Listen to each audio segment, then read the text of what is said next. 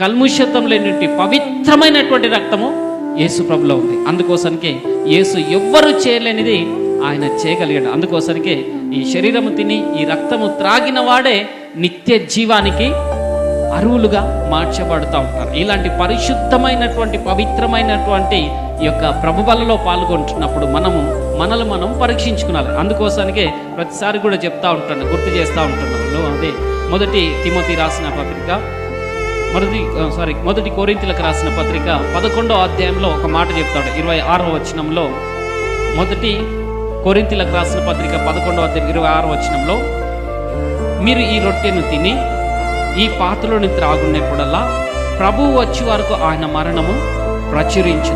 కాబట్టి ఎవడు అయోగ్యంగా ప్రభువు యొక్క రొట్టె తినునో లేక ఆయన పాత్రలోని త్రాగునో వాడు ప్రభు యొక్క శరీరమును గూర్చి రక్తమును గూర్చి అపరాధుగా మార్చబడతాడు. అపరాధులుగా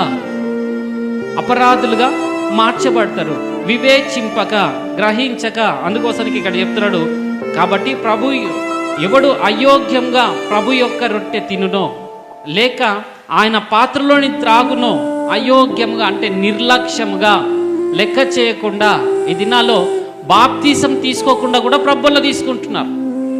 బాప్తీసం తీసుకొని కూడా పాపములు చేసుకుంటూ అతిక్రమములు చేసుకుంటూ దేవునికి అయిష్టకరమైనటువంటి జీవితం జీవించుకుంటా ప్రభువులలో పాల్గొంటున్నారు. ఇప్పుడే కాదు, ఆ దినాల్లో పౌలు దినాల్లోనే కూడా ఉంటున్నారు. అందుకోసానికి కొరింథీ సంఘంతో ఆయన హెచ్చరిక కలిగినటువంటి మాటలను తెలియపరిచినాడు. అందుకోసానికే ఎవడు అయోగ్యంగా ప్రభు యొక్క రొట్టె తినునో లేకపోతే ఆయన యొక్క పాత్రలోని త్రాగునో వాడు ప్రభు యొక్క శరీరమును గూర్చి రక్తమును గూర్చి అపరాధులు అంటే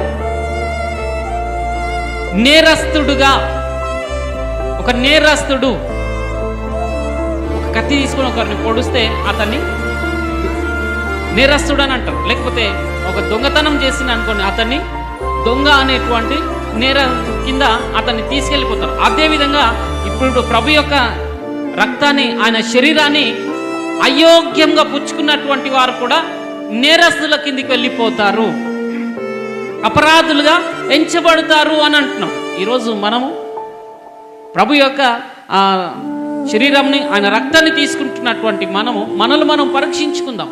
యోగ్యుడైనా యోగ్యురాళ్ళనైనా, యోగ్యురాళ్ళుగా కాకపోతే మనల్ని మనం పరీక్షించుకొని ఈ ప్రభువులలో పాల్గొందాం. అప్పుడు ఏమంటున్నాడు, కాబట్టి ప్రతి మనుషుడు తన్ను తాను పరీక్షించుకొని అలాగూ చేసి ఆ రొట్టెని తిని ఆ